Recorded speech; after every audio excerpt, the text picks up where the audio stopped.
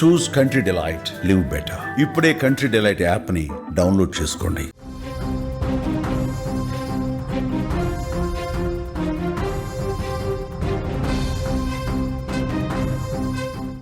భారీ వర్షాలకు వరంగల్ జిల్లా అతలాకుతలమైంది. వరంగల్లో అనేక కాలనీలు ఇంకా జల దిగ్బంధంలోనే చిక్కుకున్నాయి. ఇళ్లలోకి భారీగా వరద నీరు కూడా వచ్చి చేరింది. ప్రధాన రహదారులు కూడా జలమయమైపోయాయి. వరంగల్ నగరంలో ఎటు చూసినా కూడా వరదలతో నదిని తలపిస్తున్నాయి పలు ప్రాంతాలు. వరంగల్ హనుమకొండను అనుసంధానం చేసేటువంటి హంటర్ రోడ్డులో కూడా బొందివాగు ఉప్పొంగడంతో రాకపోకలు నిలిచాయి. ములుగు రోడ్డు వద్ద కూడా నాలా ఉధృతంగా ప్రవహించడంతో వరంగల్ హనుమకొండకు రాకపోకలు బ్రేక్ పడింది. ఇక సంతోషిమాత కాలనీ కానీ, డీకే నగర్ కానీ, ఎన్ఎన్ నగర్ కానీ, మైసమ్మ నగర్, సమ్మయ్య నగర్, సంతోషిమాత కాలనీ, సాయి గణేష్ కాలనీలో ఇళ్లలోకి వరద నీరు ప్రవహించడంతో కాలనీ వాసులు తీవ్ర ఇబ్బందులు పడుతున్నారు. అలాగే భద్రకాళి చెరువు ప్రాంతంలో ఉన్నటువంటి పలు కాలనీలు కూడా పూర్తిగా జల దిగ్బంధంలోకి చేరిపోయాయి. ఇక దీనికి సంబంధించిన లైవ్ అప్డేట్స్ ను చూద్దాం. వరంగల్ నుంచి మా ప్రతినిధి వేణు లైవ్ లో మరిన్ని వివరాలు అందిస్తారు. వేణు, ప్రస్తుతం వరంగల్లో పరిస్థితి ఏంటి? కాలనీలలో ఇంకా నీరు నిలిచే ఉన్నట్టుగా తెలుస్తుంది. అక్కడ వర్షం ఇంకా కొనసాగుతుందా? ఏ విధంగా ఉంది పరిస్థితి? రైట్ అలీ, అంటే నిన్న మీరు చెప్పినట్లుగా నిజానికి నది మాత్రమే హన్మకొండ వరంగల్ నగరాలకు వచ్చినట్టుగా అనిపిస్తుంది. ఇక్కడ ప్రాంతం అంతా కూడా హన్మకొండ వరంగల్లో అంటే గత ప్రభుత్వం ఉన్నప్పుడు కూడా 2-3 సార్లు వరుసగా వచ్చినప్పుడు 2-3 సార్లు కూడా సెలవులు కూడా 2-3 రోజులు వరుసగా ఇచ్చారు. కానీ ఆ తీవ్రత నుంచి కూడా చాలా మంది ప్రజలు తేరుకున్నారు. కానీ 2 నెలల క్రితం జరిగిన సంఘటన నుంచి కూడా తేరుకున్నారు. చివరకు నిన్నటి రోజున మన జరిగిన సంఘటన మాత్రం తేరుకోలేకపోయారు. ఎప్పుడైతే కేవలం ముంపు ప్రాంతాలు లేదా కొన్ని వరద నీటి పరివాహక ప్రాంతాలు మాత్రమే ఉంటాయి. కానీ ఇక్కడ అట్లా లేకుండా ప్రధాన రహదారి వరంగల్ హనుమకొండ కాజీపేట ట్రై సిటీలకు సంబంధించిన ప్రధాన రహదారి అంతా కూడా నిండిపోయాయి. మనం ఇప్పుడు గోపాల్పూర్ ప్రాంతంలో ఉన్నాం. ఇదంతా కూడా చాలా అంటే పెద్ద ఎత్తున వందలాది ఇండ్లు వెలిసిన ప్రాంతం ఇది. సరే, ఇండ్లు ఏ పరిస్థితిలో ఎట్లా కట్టినప్పటికీ కూడా వేల సంఖ్యలో ఇక్కడ ఇండ్లు ఉన్నాయి. ఇటువంటి పరిస్థితుల్లో గోపాల్పూర్ ప్రాంతం అంతా కూడా దిగ్బంధంలో ఉంది. మనం చూడొచ్చు. కొన్ని విజువల్లో కూడా మనం ఇంతకుముందు ప్రత్యక్ష ప్రసారంలో చూపెట్టాం, ఇప్పుడు కూడా చూపెడుతున్నాం. కొన్ని కుటుంబాలు ఒక మిద్దె మీద ఎక్కి దాదాపు తెల్లవారి నుంచి కూడా నిన్నటి నుంచి కూడా ఎవరు పలకరించే వాళ్ళు లేకుండా కంటిన్యూగా ఉన్నారు. పాల ప్యాకెట్ల కోసం అలమటిస్తున్నారు, ఒక పలకరింపు కోసం అలమటిస్తున్నారు. అటువంటి పరిస్థితి కూడా లేదు. చాలా ప్రాంతాల్లో కూడా మనం ఇంతకు ముందు కూడా లైవ్ స్ట్రీమ్ లో ఇచ్చాము. అమరావతి నగర్ ఏదైతే 2.5 సంవత్సరాలు ప్రధాన రహదారి, ఇదంతా కూడా వరంగల్ నుంచి అంటే హనుమకొండ కాజీపేట ప్రాంతం నుంచి హైదరాబాద్ కి వెళ్లే ప్రధాన రహదారి అది. కరీంనగర్ వెళ్లే వాళ్ళు కూడా ఇట్లా వెళ్తారు. ఈ ప్రాంతం అంతా కూడా 2.5 సంవత్సరాలు ఆపి కూడా ఆ బ్రిడ్జిని కట్టారు.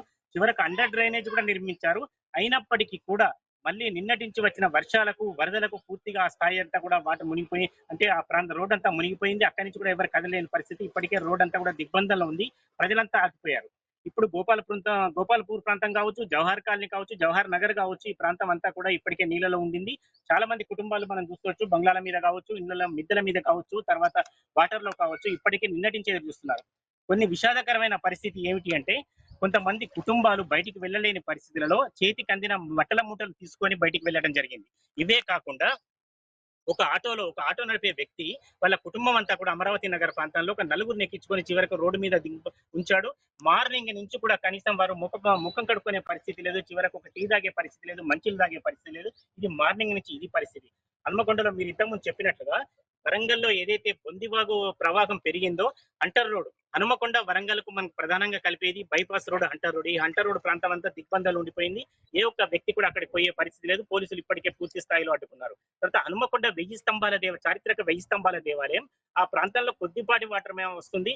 కానీ ఇప్పుడు మాత్రం 1000 స్తంభాల దేవాలయానికి సంబంధించి ఆ అలంకారం ములుగు రోడ్ అంతా కూడా ఆపడం జరిగింది. రోడ్డు మీద ఒక ప్రమాదం జరగడంతో పోలీసులు వెంటనే స్పందించారు, అక్కడి నుంచి తీసుకువెళ్లారు. తర్వాత కాకతీయ యూనివర్సిటీ నుంచి కూడా పూర్తిగా వాహనాలన్నీ మళ్లించారు. అవన్నీ కూడా నిజామాబాద్, కరీంనగర్ వెళ్లే అవన్నీ కూడా చివరకు మళ్ళీ ఉనికిచర్ల అంటే ఇదే గోపాల్పూర్ ప్రాంతం నుంచి పక్క నుంచి ఉనికిచర్ల ప్రాంతానికి వెళ్తున్నాయి. టోటల్ మీద కూడా ప్రజాప్రతినిధులు అధికారులు వచ్చినప్పటికీ కూడా ప్రజలు ఎవరిని విశ్వసించడం లేదు. కేవలం ఎన్నికల సమయంలో మాత్రమే వస్తారు, ఎన్నికల సమయంలో మాత్రమే వాగ్దానాలు చేస్తారు. అసలు ఇంత నీటి ముంపుకు ఎందుకు గురవుతున్నాయి ఈ ప్రాంతాలు? కొత్తగా కట్టిన ఇండ్లు పర్మిషన్ ఇచ్చినప్పటికీ కూడా ఈ సమస్య ఏమిటని వాళ్ళు బాగా నిలదీస్తున్నారు.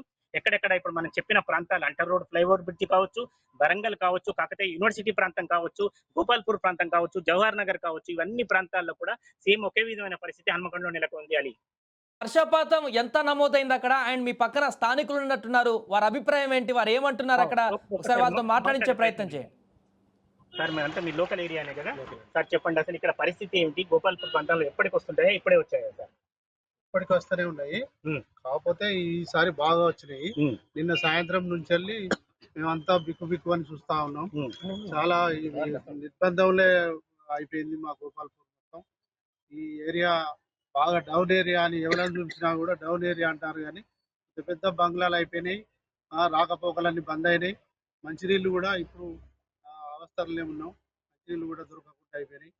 దానికి ఎవరు వచ్చినా కూడా ఏమి వచ్చి చూసిపోతా ఉన్నారు తప్ప ఎవరు వచ్చి కూడా ఏం సప్లై ఏం లేదు.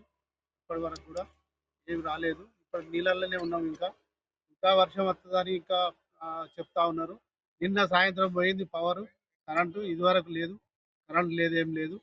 అట్లా కూడా మేము ఇబ్బంది పడతా ఉన్నాం. సరే ఇప్పటికి ఏమైనా కూడా ఇంకోసారి కాకుండా ఇది ముంపు ముంపు ఎవరొచ్చినా కూడా ముంపు జాగా అంటారు. ఇటు అటు చెరువులు ఉన్నాయని అంటా ఉన్నారు. కానీ చెరువుల నుంచి వెళ్ళి ఇంతకుముందు గవర్నమెంట్ చెరువు నుంచి వెళ్ళి అంటర్ రోడ్డు వరకు అటు అమ్మయ్య నగర్ వరకు అండర్ గ్రౌండ్ చేసారు. అట్లనే ఈ ఏరియా కూడా చేసేస్తే బాగుంటుందని మేమంతా అభిప్రాయపడుతున్నాం. మీరందరూ ఈ గవర్నమెంట్ కానీ ప్రజాప్రతినిధులు కానీ వీళ్ళందరూ చొరవ తీసుకొని మా ఏరియాకు బడ్జెట్లో కానీ ఎక్కడో ఏదో రకంగా మమ్మల్ని మళ్ళీ ఒకసారి కావాలని మా మనవి. అలీ ఇక్కడ ఏమిటంటే వాళ్ళు ఇప్పటికీ కూడా ఏమో తిరగబట్టడం లేదు, ఎక్కడ కూడా ఎవరిని విమర్శించడం లేదు. మరొకసారి కాకుండా చూడమని చెప్తున్నారు. ఇంకొక సమస్య ఏమిటంటే వాళ్ళ బంధువులకు ఎవరికైనా దూర ప్రాంతాల్లో ఉన్న స్నేహితులకు సమాచారం అందిద్దామంటే నిన్నటి నుంచి కూడా కరెంటు పోయింది. ఇప్పటి వరకు కూడా కరెంటు పాక్షికంగా కూడా పునరుద్ధరించే పరిస్థితి లేదు. ఇంకొక తీవ్రమైన సమస్య ఏమిటంటే ఇక్కడ కొద్దిగా కేవలం 1-2 కిలోమీటర్ల దూరంలోనే వడ్డేపల్లి ప్రధానమైన వడ్డేపల్లి చెరువు ఉంటుంది. వడ్డేపల్లి చెరువుకు సంబంధించి ఎక్కడ గండిపడ్డా మత్తడి వచ్చినా లేకపోతే ఎక్కడైనా కట్ట దిగే పరిస్థితి ఉంటే చాలా తీవ్రంగా ఉంటుంది. దాని ప్రభావం ఒకసారి అడిగి తెలుసుకుందాం. దీని ప్రభావం కూడా సార్ చెప్పండి. ఇక్కడ వడ్డేపల్లి చెరువు ఏదైనా ఇబ్బంది జరిగితే ఏం జరుగుతుంది? వడ్డేపల్లి చెరువు ఒకవేళ తెగినట్టయితే వరంగల్ కు సంబంధించిన వరంగల్ కావచ్చు, హన్మకొండ కావచ్చు, గోపాల్పూర్ కావచ్చు అంతా కూడా మరి నీలమట్టం అయితే కాబట్టి అధికారులు ఇప్పటికైనా కానీ మరి ఇరిగేషన్ డిపార్ట్మెంట్ కావచ్చు, R&B డిపార్ట్మెంట్, అదేవిధంగా ఎలక్ట్రిసిటీ డిపార్ట్మెంట్ అందరూ కూడా మరి ముగ్గురు కోఆర్డినేషన్ అయి ఇక్కడ సమస్య పరిష్కరించే బాధ్యత ఉంటుంది. గతంలో ఉన్న ప్రభుత్వాలు చేసినప్పుడు కూడా మళ్ళీ పునరావృతం కావడం మూలంగా ఇప్పుడు చూసినట్లయితే గోపాల్పూర్, జవహర్ నగర్, రెడ్డి కాలనీ, ద్వారకా సాయి నగర్ ఇప్పటికీ చాలా వరకు కూడా ఇప్పటికి కూడా మరి బిల్డింగ్ స్లాబ్ వరకు మునిగినాయి. పైన వాళ్ళు చుట్టుపక్కల ఉన్న బంధువుల ఇళ్లకు పోవడం జరిగింది. కాబట్టి ఇప్పటికైనా కానీ మరి రాష్ట్ర ప్రభుత్వం మరి ఈ లోతట్టు ప్రాంతాలు కావచ్చు, అదేవిధంగా హన్మకొండ, వరంగల్ కాపాడవలసిన బాధ్యత వాళ్ళ పైన ఉందని మేము డిమాండ్ చేస్తున్నాం. ఎందుకంటే మరి గతంలో నైమ్ నగర్ మోరి రిపేర్ చేసినప్పుడు కూడా సంబాండర్ మొత్తం కూడా మునిగింది. కాబట్టి శాశ్వత పరిష్కారాలు తీసుకోవాల్సిందిగా మేము వేడుకుంటున్నాము ఈ ప్రభుత్వాన్ని. రైట్, ఇది సార్ అంటే శాశ్వత పరిష్కారం చూపడం అంటున్నాం. మనం ఒక్కసారి మళ్ళీ పరిశీలిస్తే వరంగల్ శివారు ప్రాంతమైన ధర్మారం, ఎనుమమ్మల మార్కెట్ నుంచి మొదలు పెడితే అంటర్ రోడ్డు, ఫ్లైఓవర్ బ్రిడ్జి, కాజిపేట ప్రాంతం, మడికొండ ప్రాంతం, హనుమకొండ, భీమారం, గోపాల్పూర్, అసన్పత్తి, చివరికి అసన్పత్తి ప్రాంతాల్లో చాలా రెసిడెన్షియల్ స్కూళ్ల పిల్లలను కూడా అతి కష్టం మీద తరలించగలిగారు. శివారు ప్రాంతాలు, హనుమకొండ ప్రధానమైన రహదారి, ఎప్పుడు ప్రధాన రహదారిలో ఒక 5-10 నిమిషాల వర్షానికి కొద్దిసేపు ఉప్పొంగుతుంది, తర్వాత నీళ్ళంతా వెళ్ళిపోతాయి. కానీ దానికి కూడా తగిన చర్యలు దానికంటే ముందు తీసుకోకపోవడంతో ఈసారి విచిత్రమైన పరిస్థితి ఏమిటంటే శివారు ప్రాంతాలు, ముంపు ప్రాంతాల కంటే ఎక్కువగా ప్రధాన రహదారి కూడా పొంగిపోతున్నాయి. హనుమకొండ కొత్త బస్ స్టాండ్ అయితే ఒక మన నదిలో ఉన్నామనే భ్రమను కలగజేస్తుంది. Thank you Venu. సో మొత్తానికి అది వరంగల్లో తాజా పరిస్థితి. వర్షం కొంచెం అక్కడ తగ్గుముఖం పట్టింది. ఇప్పుడు పూర్తిగా వర్షం అయితే కొనసాగట్లేదు. కానీ నిన్న సృష్టించినటువంటి వర్ష బీభత్సం యొక్క పరిస్థితులు అయితే ఇంకా అలానే కనిపిస్తున్నాయి. ఇప్పుడు లైవ్లో మనం చూసాం గోపాల్పూర్ నుంచి. పూర్తిగా అక్కడ కాలనీలలో ఇంకా వాటర్ నిలిచే ఉన్నాయి. వారందరూ కూడా ఆ వాటర్లో నుంచి నిలబడి ప్రయాణాలు అంటే వారి యొక్క పనులను కొనసాగిస్తున్న సందర్భం స్థానికుల నుంచి కనపడుతుంది. ఏదేమైనా కూడా ఇలాంటి పరిస్థితులు మరలా రాకుండా మమ్మల్ని పూర్తిగా ఈ యొక్క వరద ప్రవాహాల నుంచి బయటపడేయాలంటూ కూడా అక్కడ స్థానికులు చెప్తున్నారు.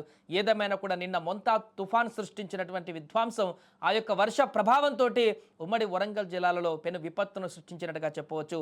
ముఖ్యంగా సిటీలో, నగరంలోని పలు కాలనీలలో పూర్తిగా కూడా జల దిగ్బంధంలో చిక్కుకున్నాయి. ఇంకా అక్కడ చాలా కాలనీలలో కూడా వరద ప్రవాహంలోనే మునిగిపోయాయి. వాటికి సంబంధించిన క్లియరెన్స్ పనులు అయితే ఇప్పుడు అక్కడ అధికారులు చేస్తున్నట్టు కనబడుతుంది.